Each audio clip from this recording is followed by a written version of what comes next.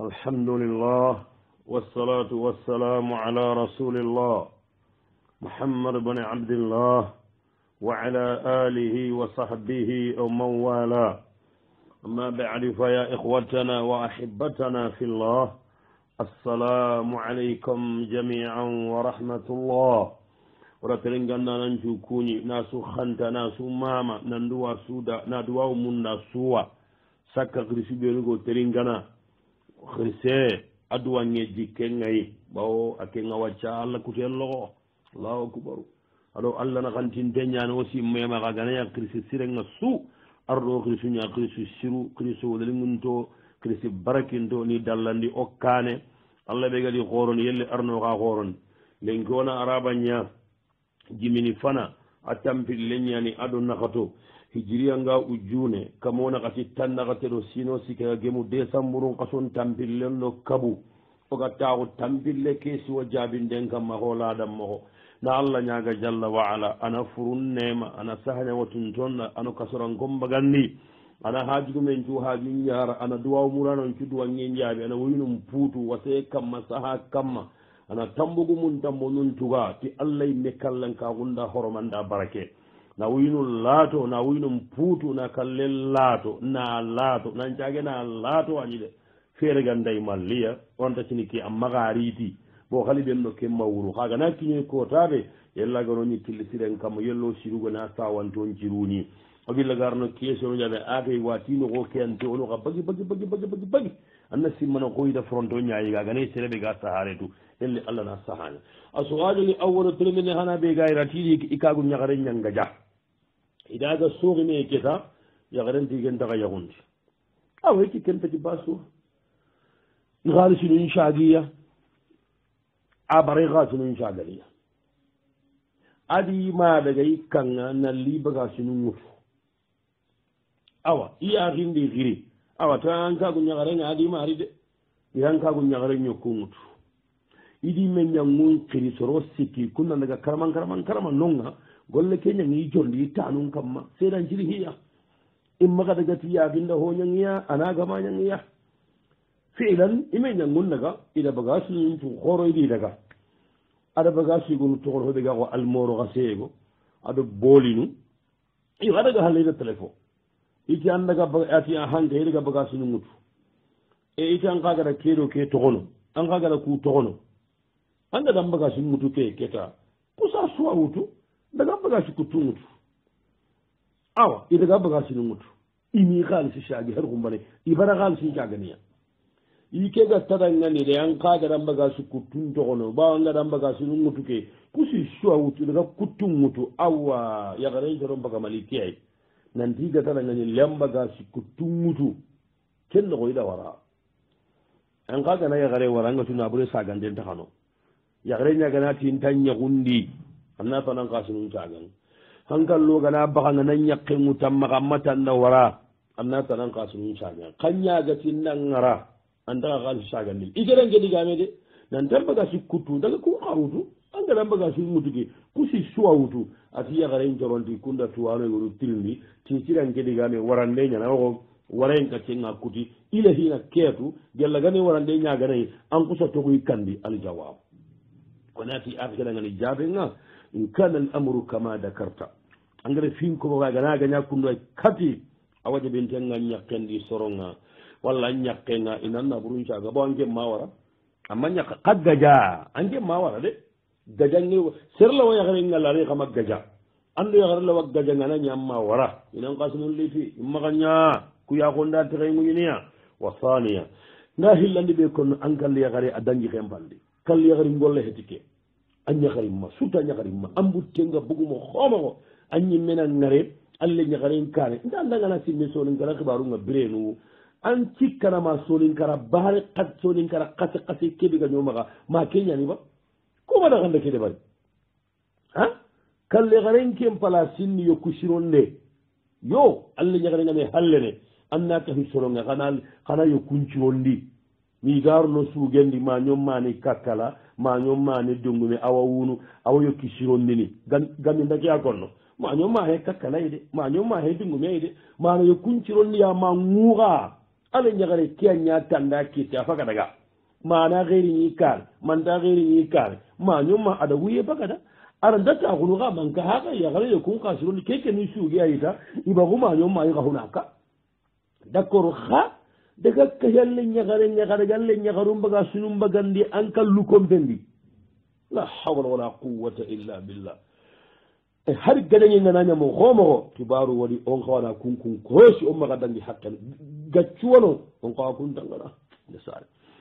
wasali danga sikkandi ɓe kon nanda angati nanti an kagu ñagare keɗangana baga sikkuttuɓenuga toxoa maxa kun xa toxono a liwutu igati kennaxo anda wara idan kendigame o tagayenga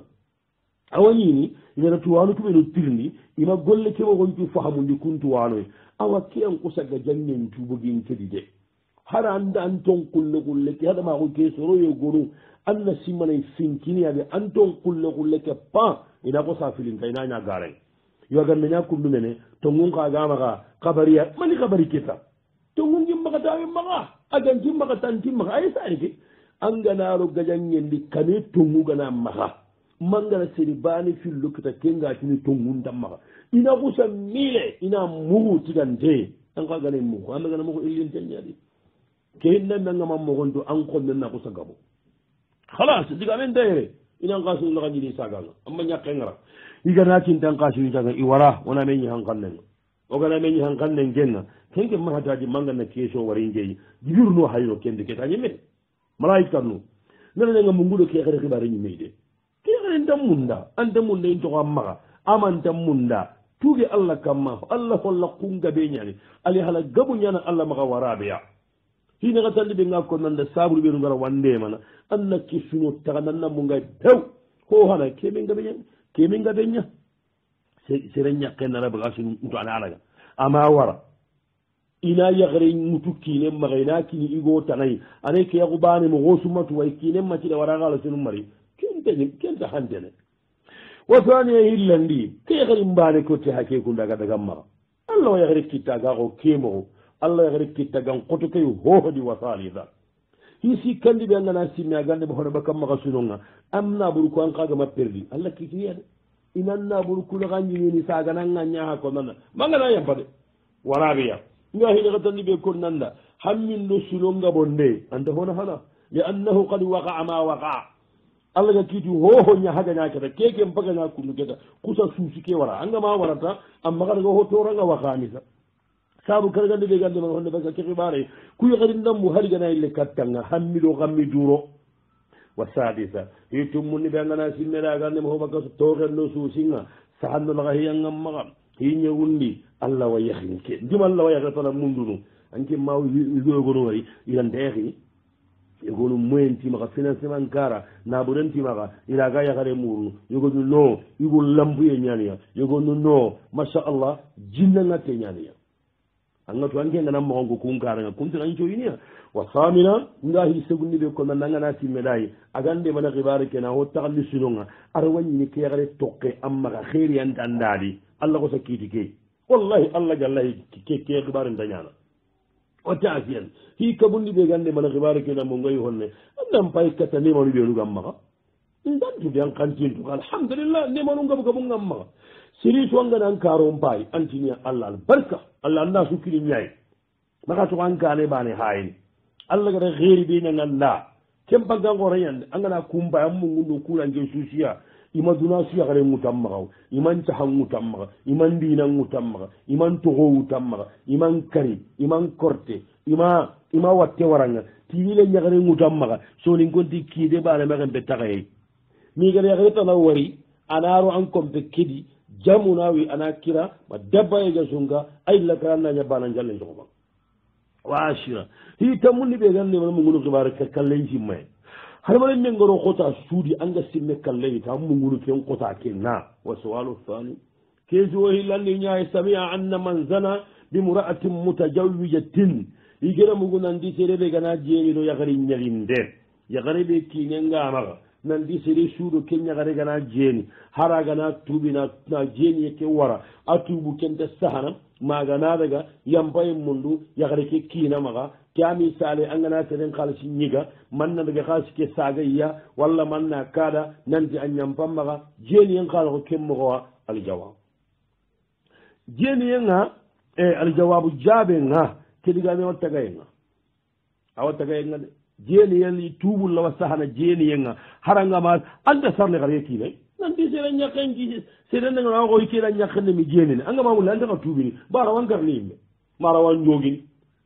kello xaalisi kenta meena kille xaalisi kera o konini xa keranta konini kegana koni ho a mbonno aga ko maxanci hende angana sere maxanci he allah ntaxa konna jolle anduwanga da anna saga toxo siren konno inna alhasanat yudhibuna sayiat bidalili ma jangati ke digame o tagayenga sharia ngannadi wacca serere xare ñaxintegana jeeni o kiñe imamu mbangi mi siide itin xawana xaqina katu kamejan yagare ke no in kawana kari bo yagare nyagin denyan yalla gane yigo giraga yari yagare ke kine ga nati wacca ampari mani kama ga kari adi ki ay qenna ngene iyam bama o ga ganda walla onta walla de donc sere gana yagare nyagin de gana jeni nandi mangana sara kenki na iko igera nyakende mi jeni ni an gelanga yam bani maga allah honda ga dunyi hitanadi tubu riba araga heti wa su'alu thalithu kani keso sikkandinga ati igilanñigo ñan aga woti aɗa opération ñatanaxa towa kittanaxa tandi halle a tampi ama katuyigene texuye hiccee gana hohoyga ana bagandiñe gana fofoyga ana bagandiñe ida duwawu ñamudu hadamaxunga aɗo senede gananga saharetu bo tugo turnunkullaga hohoda idada bari ala jawab jaabe koda allah nagannakinna saha jawoye kitte kamma aɗo wattuntencu lew musidmo senede gananga ke saharetu kanode mati allah wattuku saharun konne fatawa kedi nandi senede gana anga saharetu masha allah la quwwata illa billahi annako foɓe ganayi ken ka tuba kindi anga tuwawa senede gana saharen ko nandi kiyana sahare ke jarana o ganaro daran kamma kitake ken fatawa gana dangi soro ñahenke tirmine kadi ken cahare agati mali kadi ando allah naga ngekkijulawa ke soro gana tawi ko ken ken ɗo ora fata mbagani hol lenki are lenki ani ɗo goɗa fata mbagani hol lenki humbane yogoɗa message liiti nandi kagati sahare keɓe bo sahare ke imumuɗamo ko daru fata wan dammagano anda teri gana walla ganaño kuddallo o dalle ngehe jarandanayi de nge jarande kegani keɓeyi sabunu ɓenu ni kinna hay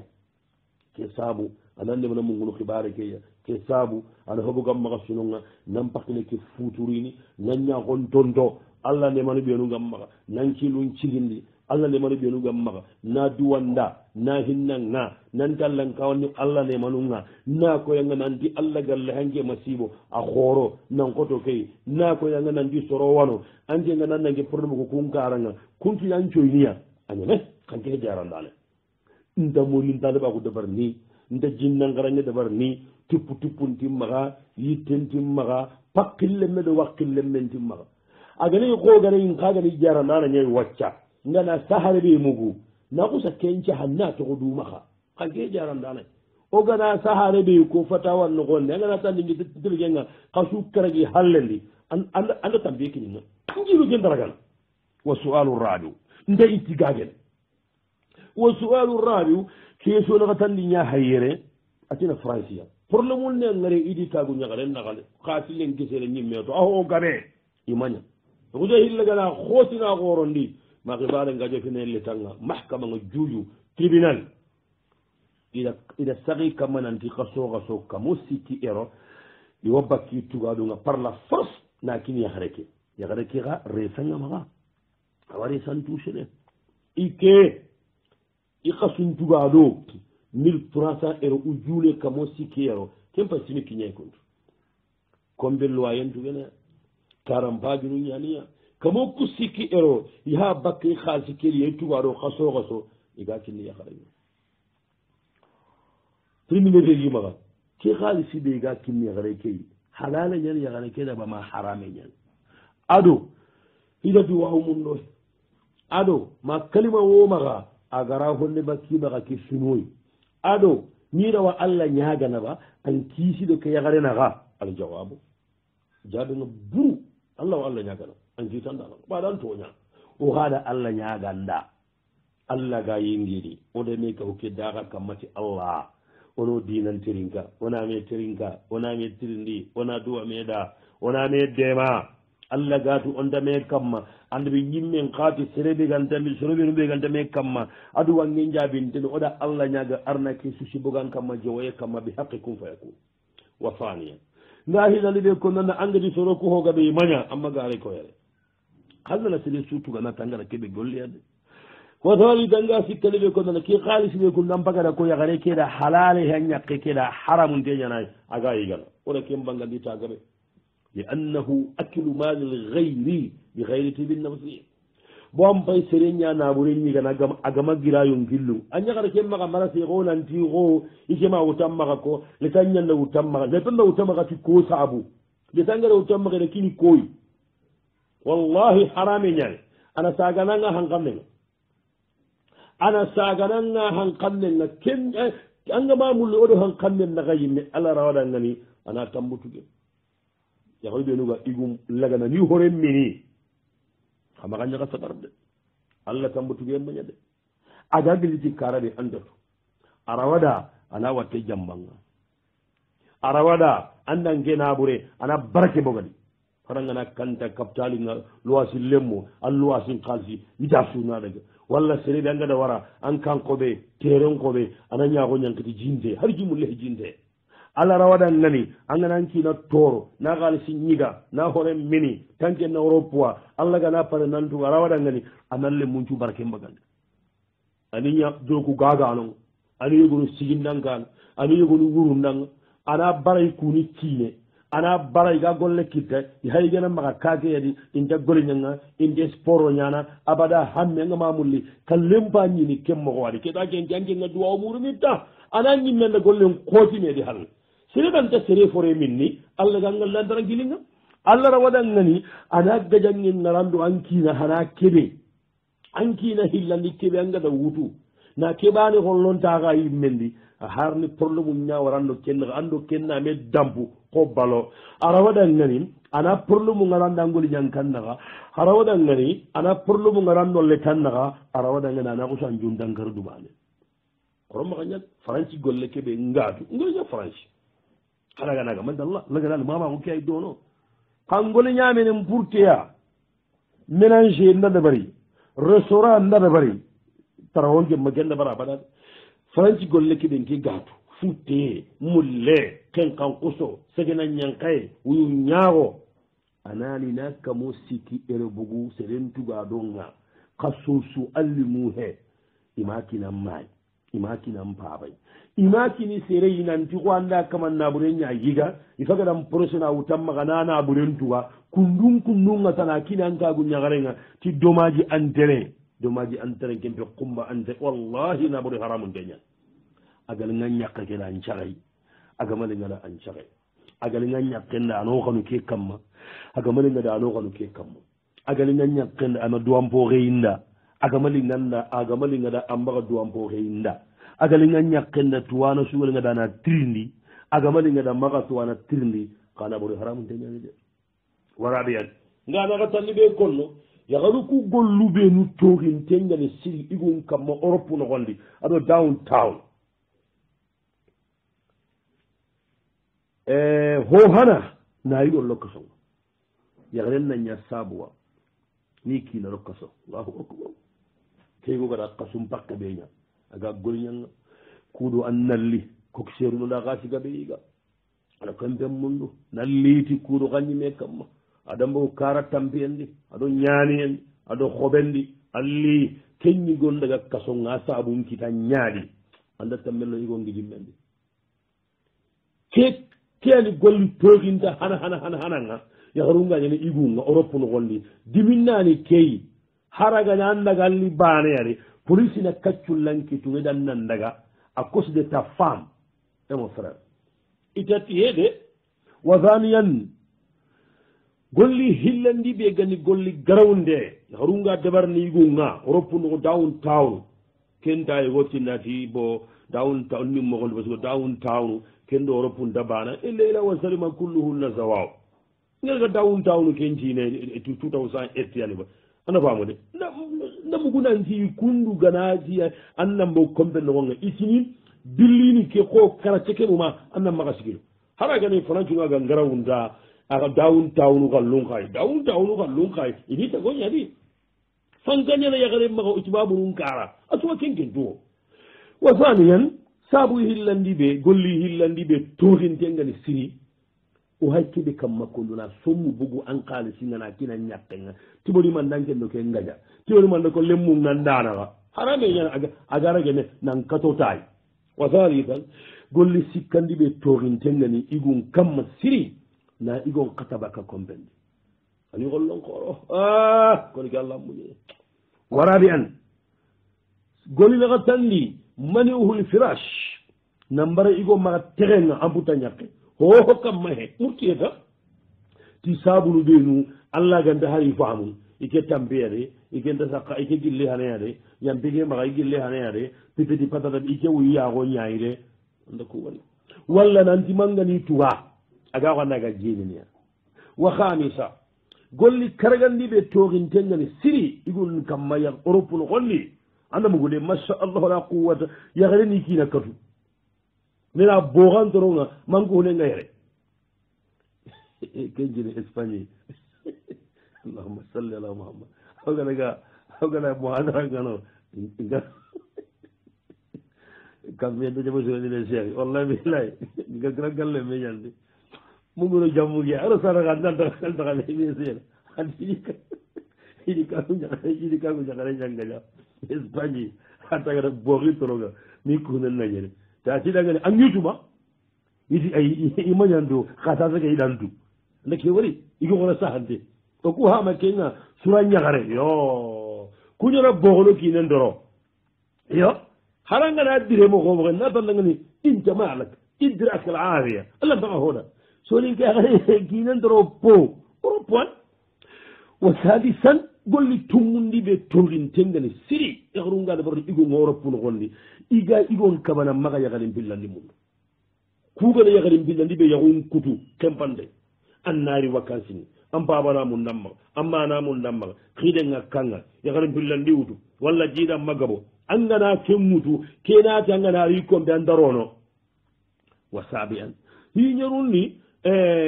wa hamisan ngahi kargani ɓe konno axi hoɓe garaw honne bakkam maga ke sunoyi annatu nan tambayi hoho kinnandanki kagu ñagaray kundu kukkamo siki ero xaso xaso matuma ngimba hamunude wallahi yagare ke a hay taxundini anda ani mabonanda gambinko xanne lagara kotani sagananga wa agi sagananga mo xoɓe xa keganay ku sagananga xumbane yaha baraji maña wutta maxana ka ambara ken kota naperea yelle an kasundugaru ke so lew anga naskini ke yaxare wa thaniya saabu hillandi ɓe gande mana onde bakka suno key ambane heti keyde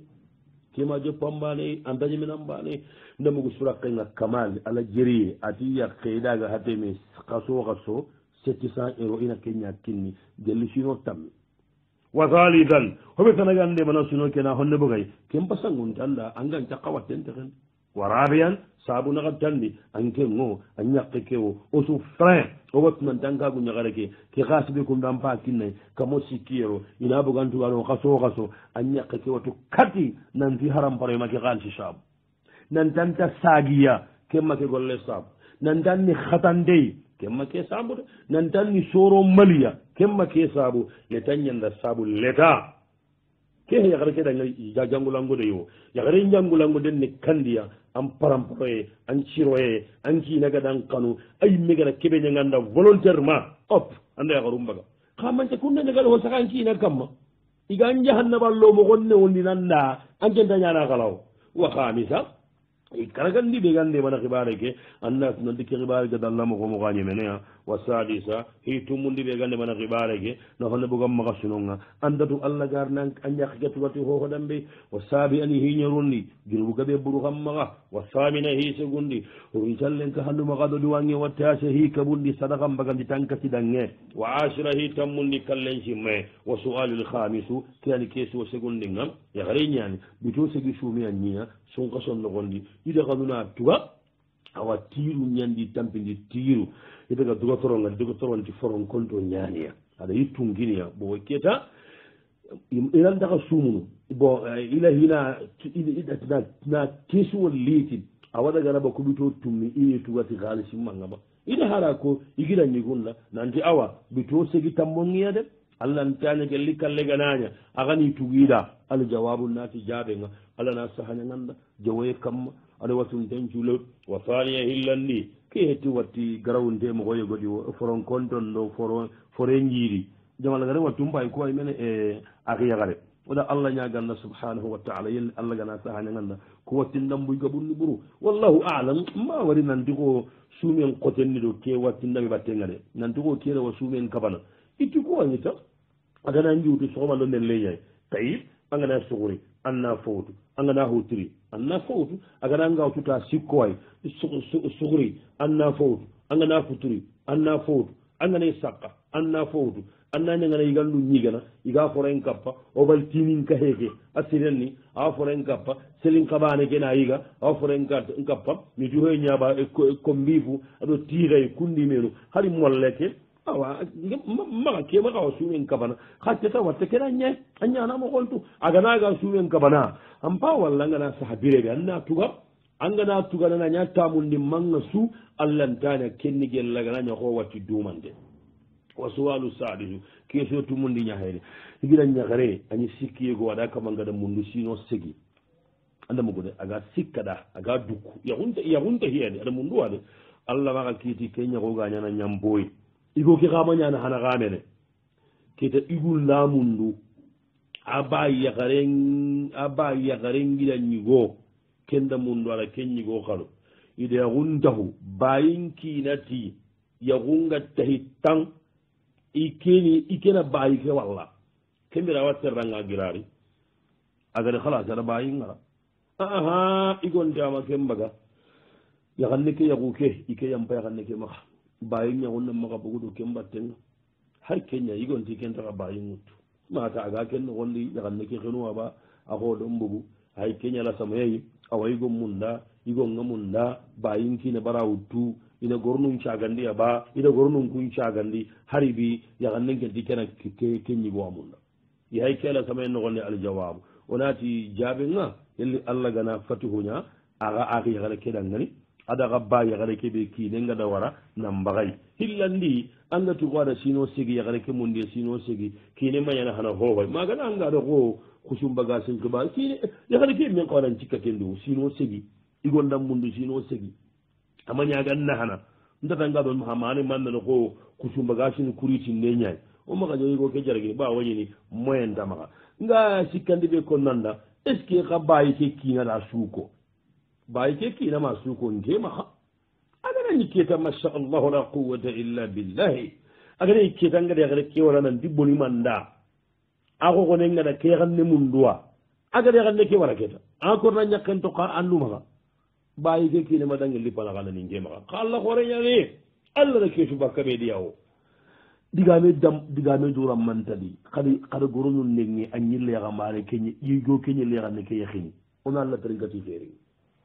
bo o yiguxa honne honde pete ngata axo kena kenkenke o yiguxa sembe suntoli na yaxere ngarata mone bagande suntoli na yaxere ngara diminna bagande suntoli na yaxeren qollontaxa amuli yaxari ngaɓe anga walla anke maxa mbagana mone ña bagandi anda mone ñarondi de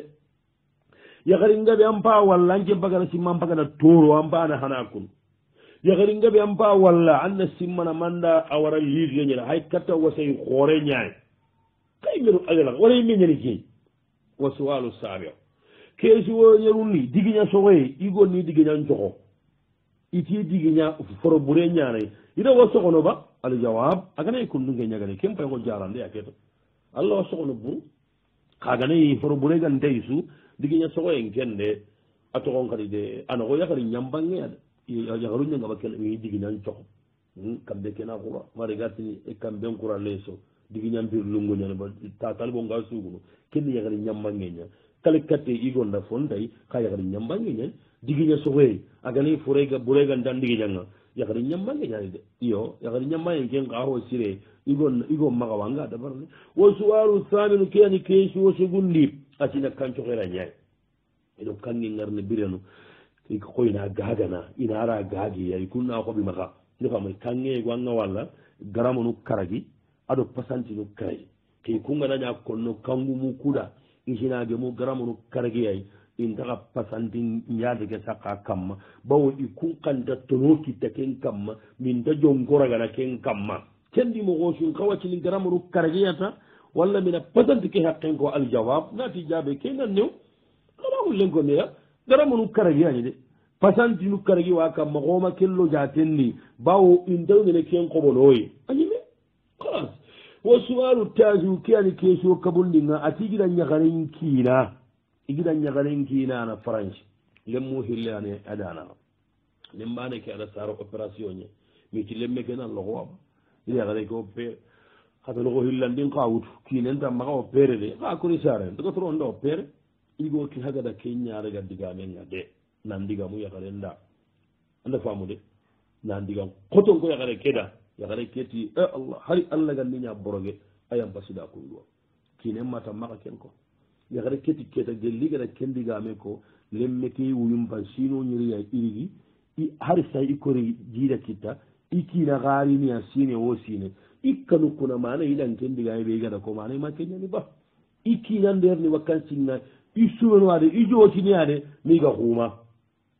waga naare adiga munni koy angam magal gallu sahu docteur no ngoy igara ngo pere amare lemmen to akite agusi nya jena na nya iki da ganari hari ndaga bugu soro nganda dugel anda mo wido wandi gu nyana dome hari saguranga igara mugu nandi go yahu yagare anyi meganan kina mundu sagurade lemme be gana kite kelle me do len kutunta bana bawo andan kina lingunya da bari aga bangabe kelle me barakini iki hina na ko si kina mundu saguranga igado ko ina len barakin ton kita kinen na ti dangan angar yagare suwari aga kinen mundunu ay angar yagare suwari ay naga kinen mundunu saguranga kende ko ina dikenga kine kenta bakka ado wandi gunya na dome angana simme biliono france garu kuga tora be sakay gon kamano ngana angana simme biliono antinia allogoda o yiguda anni mena ki hay so rombay wuru france nan diga go nyagaru mbari maka yahu indi muru no yahu ange nyakena mundu yahu ange na runga go ti akenga da mundu yahu akenda ko yinanti ange mba yira nda ha min kirono ado wandi gunyana dome Allahu akbar al jawab nati jaabe nga yelli Allah gana len ciri warjaka ay menya ngenga na warjaka le barakin doy ana muguba na sahanya nga da wasanya nga hilande be konno o gade hilin ko mo ko be angare hilin ko mo ko be gelli kundu waga nani ama ka waya gare ki na dangani aga diga munu ya gare ke dangani araga na so nitike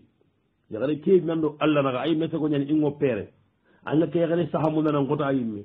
anga sare mun nan ko ta yimme ba